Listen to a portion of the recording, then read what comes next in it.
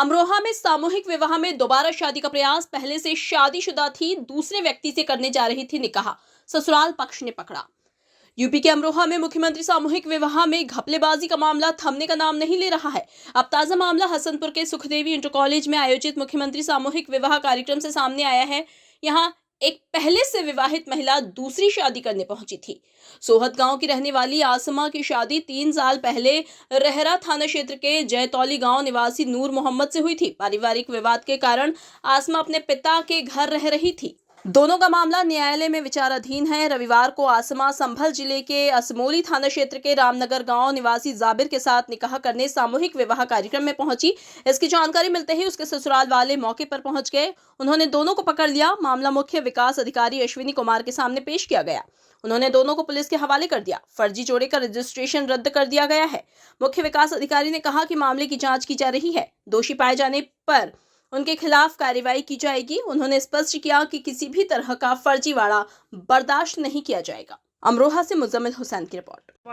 फरजाना ये जो आप निकाह करा रही थी अपने भाई के साथ में, क्या है पूरा मामला? एक लेडी से 52 खेड़ी की थी, दोनों माँ बेटी, और अरे आशीर्वाद दो जरूरी ना हटेगी। और एक अमरोहे का बुढ़ा था, ये नहीं पता, मतलब हिंदू था, ये नहीं पता कौन बिरादर था वो। ये तो हमारी मिले रेट की बात थी, उनकी उनसे कनेक्ट सकता। उन्होंने फार्म भरवाए झूठ बोल के, बोले ऐसे ऐसे फार्म भर दो पैसे मिल जाए। ये नहीं बताया मतलब शादी होगी या निकाह होगा, वो जाना पड़ेगा। हम तो झूठों में मारे गए। मेरे भैया की कोई मर्जी नहीं, हमने तो कल भी पूरा दिन नंबर स्विच ऑफ रखा था। तो ये तो बता दो कि जो लड़की है, लड़की से आपकी बात हुई या ऐसे ही खाली पीली ऐसे ही निकाह कराने को ले गई थी? लड़की ना कही थी भाभी चलो चल रहे हैं, थोड़ा बहुत पैसे उसको का सहारा हो जाएगा, पैसे मिल। अब ये तो बताओ लड़की जो है लड़की कहाँ जाना चाह रही है?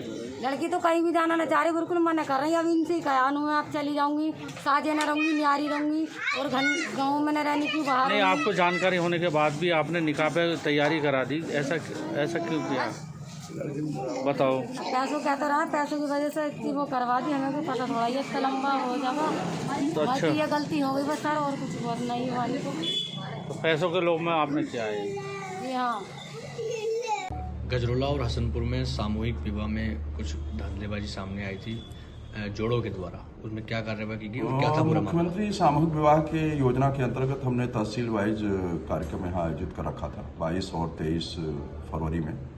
और जो हमारा लक्ष्य था उसमें जो बचे हुए लक्ष्य के सापेक्ष ऑनलाइन आवेदन लिए गए थे, उसके क्रम में 22 तारीख को 2 जगह और 23 तारीख में हसनपुर तहसील का कार्यक्रम रखा गया था। उसमें 22 तारीख को गजरौला में एक ऐसा प्रकरण निकला जिसमें प्रियंका नाम की एक लड़की, जिसकी शादी कहीं और तय हुई थी, और लड़का आने से मना कर दिया, तो वो किसी अपने भाई के मित्र के साथ बैठ करके उसने 7 फेरे लिए और विवाह कार्यक्रम संपन्न कराया। तत्समय तो ये जांच में प्रकाश नहीं आया। बाद में मीडिया के साथियों के सहयोग से जब ये जानकारी मिली तो मैंने त्वरित गति से उसकी जांच कराई। उसी दिन रात में उसके FIR कराया, और जो सचिव थे उसके निलंबन के लिए भी संबंधित जिला विकास अधिकारी जो आगरा के हैं और वो सेक्रेटरी यहाँ संबद्ध है, तो उसके विरुद्ध भी कार्रवाई के तत्काल निर्देश दिए गए हैं। ऐसी एक घटना कल भी हसनपुर में निकल के आई।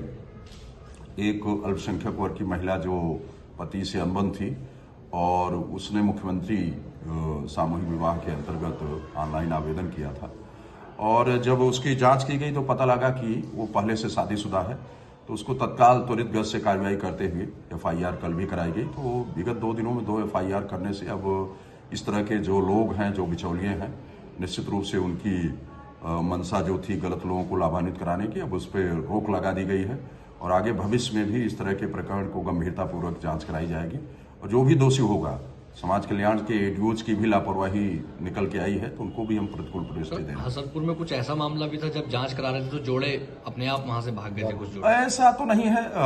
प्रायः जब सामूहिक विवाह होता है तो लोग इकट्ठे होते हैं। हो सकता है 2-4 अगर कोई ऐसा रहा हो जो नाजायज फायदा लेना चाह रहा हो, और बाद में मेरे द्वारा जो पूरी टीम लगा के एक की जांच अच्छे से कराई गई, तो उसमें ऐसा कोई नहीं निकल के आया।